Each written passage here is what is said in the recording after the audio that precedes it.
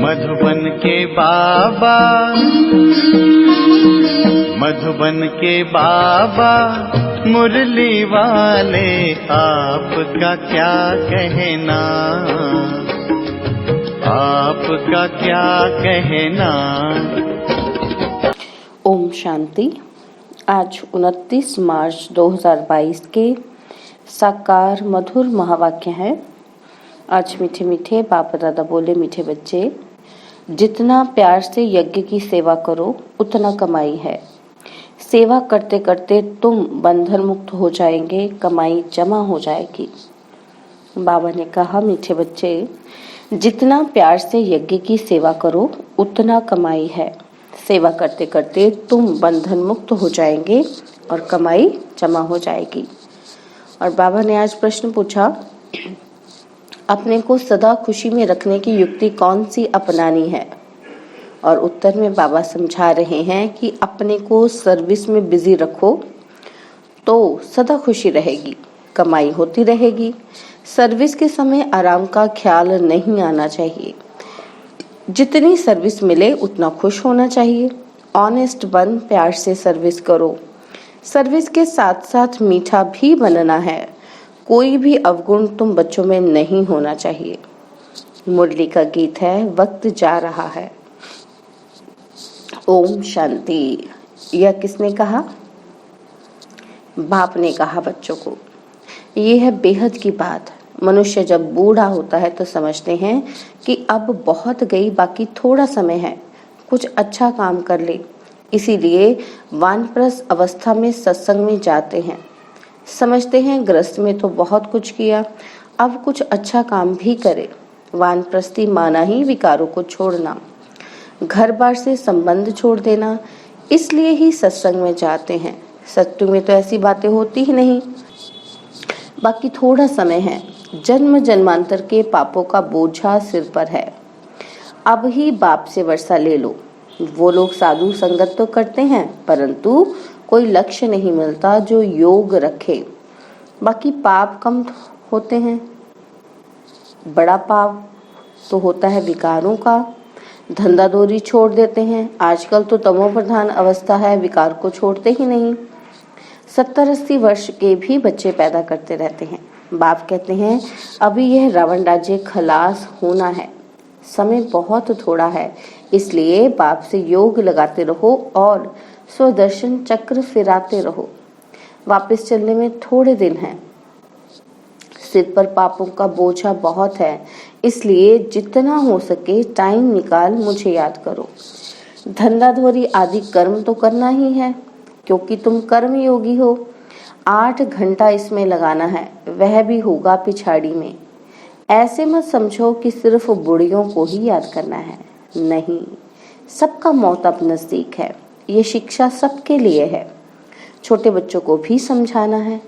हम आत्मा हैं, परम धाम से आए हैं, बिल्कुल सहज है। गृहस्थ का भी पालन करना है। गृहस्थ व्यवहार में रहते भी शिक्षा लेनी है और फिर सर्विसेबल बनने से बंधन आपे ही छूट जाएंगे। घर वाले आपे ही कहेंगे, भल तुम सर्विस करो, हम बच्चों को संभाल लेंगे या माई रखेंगे, तो उसमें उनको भी फायदा है। समझो घर में 5-6 बच्चे हैं। स्त्री चाहती है कि हम ईश्वरीय सेवा करें और अच्छी सर्विसेबल है, तो बच्चों के लिए माई रख सकते हैं, क्योंकि उसमें अपना भी कल्याण और दूसरों का भी कल्याण होगा। दोनों भी सर्विस में लग सकते हैं। सर्विस के तरीके तो बहुत हैं। सुबह और शाम सर्विस हो सकती है। दिन में माताओं का क्लास होना जरूरी है। बीके को सेवा के समय सोना नहीं है। कोई बच्चियां टाइम रखती हैं युक्ति से, समझती हैं दिन में कोई न आए। व्यापारी लोग अथवा नौकरी करने वाले लोग दिन में सोते नहीं हैं। यहाँ जो जितना बाबा के यज्ञ की सेवा करेंगे उतना कमाई ही कमाई है, बहुत फायदा है। सारा दिन काम में बिजी रहना चाहिए। प्रदर्शनी में बहुत बिजी रहते हैं। कहते हैं बाबा बोलते बोलते गला घुट जाता है, क्योंकि अचानक आकर सर्विस पड़ती है। हमेशा इतनी सर्विस करने वाले होते तो गला खराब नहीं होता। आदत पड़ जाने से फिर थकावट नहीं होती है। फिर एक जैसे भी सभी नहीं है। कोई तो बहुत ऑनेस्ट हैं, जितनी सर्विस मिले तो उनको खुशी होती है क्योंकि एवजा भी मिलता है। जो अच्छी रीति सर्विस में लगे रहते हैं, बाबा कहते तुम्हें बहुत मीठा बनना है, अवगुण निकल जाने चाहिए। श्री कृष्ण की महिमा गाई जाती है, सर्वगुण संपन्न, और यहाँ है सब में आसुरी गुण, कोई भी खामी ना हो, ऐसा मीठा बनना है। तो तब बनेंगे जब सर्विस करेंगे। बाबा कहते कहाँ भी जाकर सर्विस करनी है, कहीं भी जाओ हमें वहीं पर सर्विस करनी है। रावण की जंजीरों से सबको छुड़ाना है, पहले तो अपनी जीवन बनानी है। हम बैठ जाएं तो घाटा हमको पड़ेगा। पहले तो ये रूहानी सर्विस है, किसी का भला करे, किसी को निरोगी, धनवान, आयुष्मान बनाए। सारा दिन यह ख्याल चलना चाहिए। वह बच्चे ही दिल पर चढ़ सकते हैं और तख्त नशीन भी होते हैं। पहले बाप का परिचय देना है। बाप स्वर्ग का रचयिता है, उसको जानते हो? परमपिता परमात्मा से तुम्हारा क्या संबंध है, पहचान देनी है तो बाप से लब जुटे।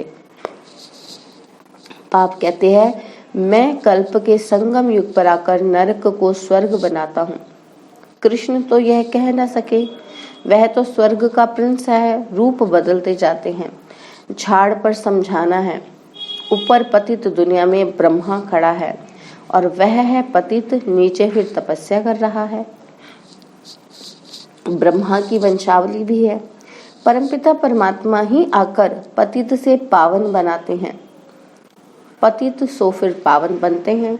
कृष्ण को भी श्याम सुंदर कहते हैं, परंतु अर्थ नहीं समझते। तुम समझा सकती हो, यह पतित है, असल नाम ब्रह्मा नहीं है। जैसे तुम सबके नाम बदली हुए हैं, वैसे बाबा ने इनको भी अडॉप्ट किया है। नहीं तो शिव बाबा ने ब्रह्मा को कहाँ से लाया?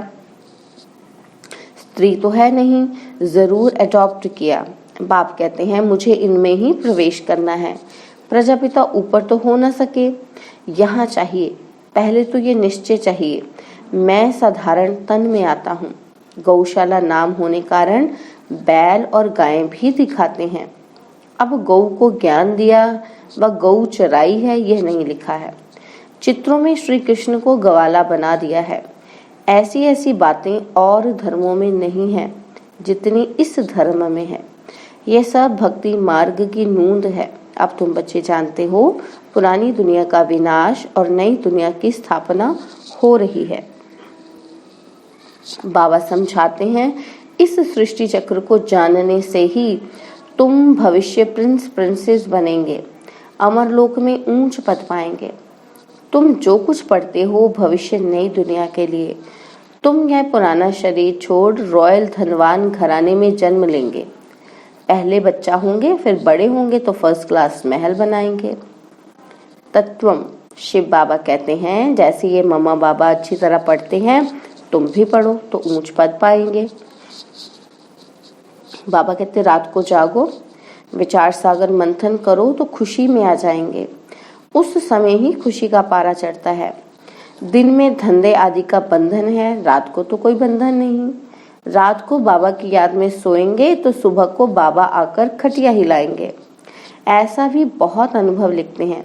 हिम्मते बच्चे, मददे बाप तो है ही है। अपने ऊपर बहुत अटेंशन रखो। सन्यासियों का धर्म अलग है, जिस धर्म का जितना सिजरा होगा उतना ही बनेगा। और जो धर्मों में कन्वर्ट हो गए होंगे वह फिर अपने धर्म में आएंगे। समझो सन्यास धर्म के 1 या 2 करोड़ एक्टर्स हैं, उतने ही फिर होंगे। यह ड्रामा बड़ा एक्यूरेट बना हुआ है। कोई किस धर्म में, कोई किस धर्म में कन्वर्ट हो गए हैं, वह सब अपने अपने धर्म में चले जाएंगे। यह नॉलेज बुद्धि में बैठनी चाहिए। अब हम कहते हैं कि हम आत्मा हैं, शिव बाबा की संतान है, यह सारी विश्व मेरी है। हम रचयिता शिव बाबा के बच्चे बने हैं, हम विश्व के मालिक हैं। यह बुद्धि में आना चाहिए, तब अथाह खुशी रहेगी। दूसरों को भी खुशी देनी है, रास्ता बताना है, रहम दिल बनना है। जिस गांव में रहते हो वहां भी सर्विस करनी चाहिए। सबको निमंत्रण देना है, बाप की पहचान देनी है।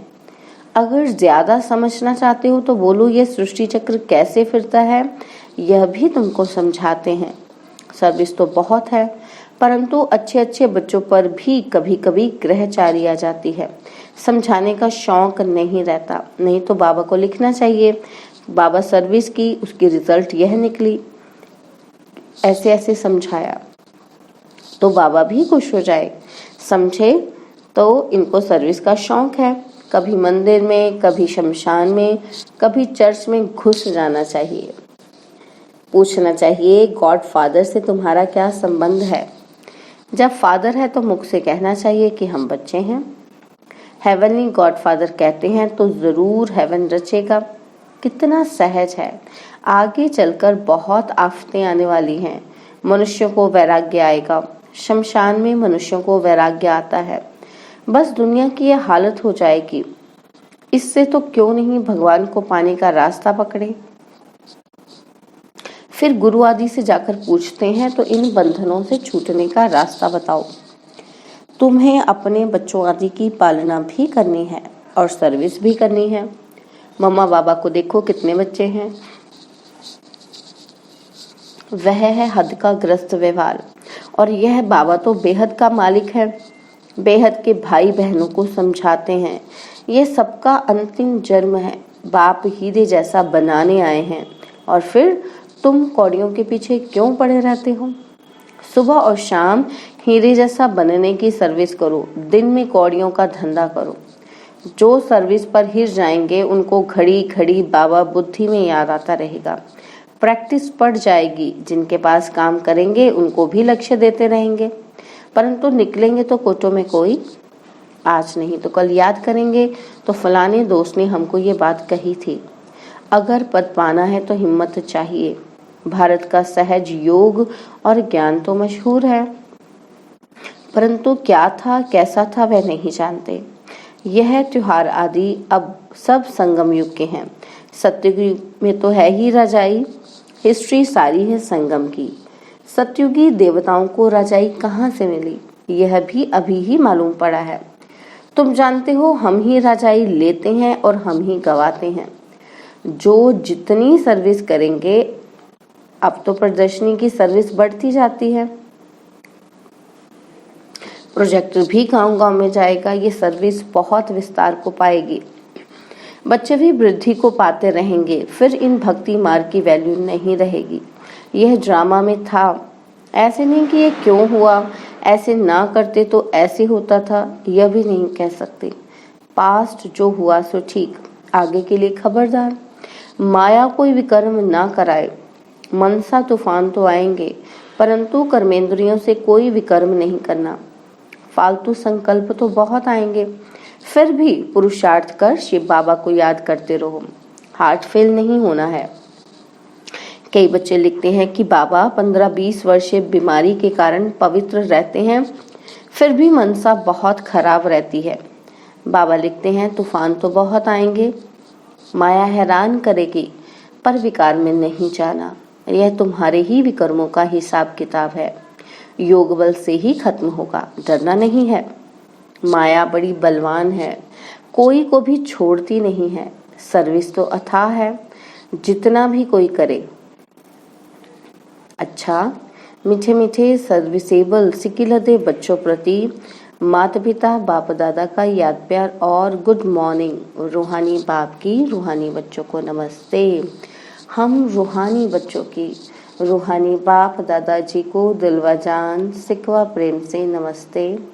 ओम शांति। प्यारे बाबा, मीठे बाबा, मेरे बाबा, शुक्रिया बाबा, शुक्रिया बाबा, शुक्रिया बाबा।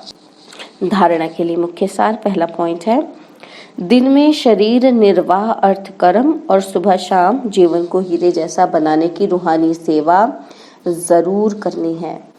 सबको रावण की जंजीरों से छुड़ाना है। सेकंड पॉइंट है, माया कोई भी विकर्म ना करा दे, इसमें बहुत बहुत खबरदार रहना है। कर्मेंद्रियों से कभी कोई विकर्म नहीं करना है। आसुरी अवगुण निकाल देने हैं। बाबा ने वरदान दिया, दिल की तपस्या द्वारा संतुष्टता का सर्टिफिकेट प्राप्त करने वाले सर्व की दुआओं के अधिकारी भव। दिल की तपस्या द्वारा संतुष्टता का सर्टिफिकेट प्राप्त करने वाले सर्व की दुआओं के अधिकारी भव। तपस्या के चार्ट में अपने को सर्टिफिकेट देने वाले तो बहुत हैं, लेकिन सर्व की संतुष्टता का सर्टिफिकेट तभी प्राप्त होता है जब दिल की तपस्या हो, सर्व के प्रति दिल का प्यार हो, निमित्त भाव और शुभ भाव हो। ऐसे बच्चे सर्व की दुआओं के अधिकारी बन जाते हैं। कम से कम 95% आत्माएं संतुष्टता का सर्टिफिकेट दें, सबके मुख से निकले कि हाँ यह नंबर 1 है। ऐसा सबके दिल से दुआओं का सर्टिफिकेट प्राप्त करने वाले ही बाप समान बनते हैं। स्लोगन है, समय को अमूल्य समझकर सफल करो तो समय पर धोखा नहीं खाएंगे। स्लोगन, समय को अमूल्य समझकर सफल करो तो समय पर धोखा नहीं खाएंगे। ओम शांति। और अब यह एक बहुत अच्छी वीडियो भी जरूर देखें।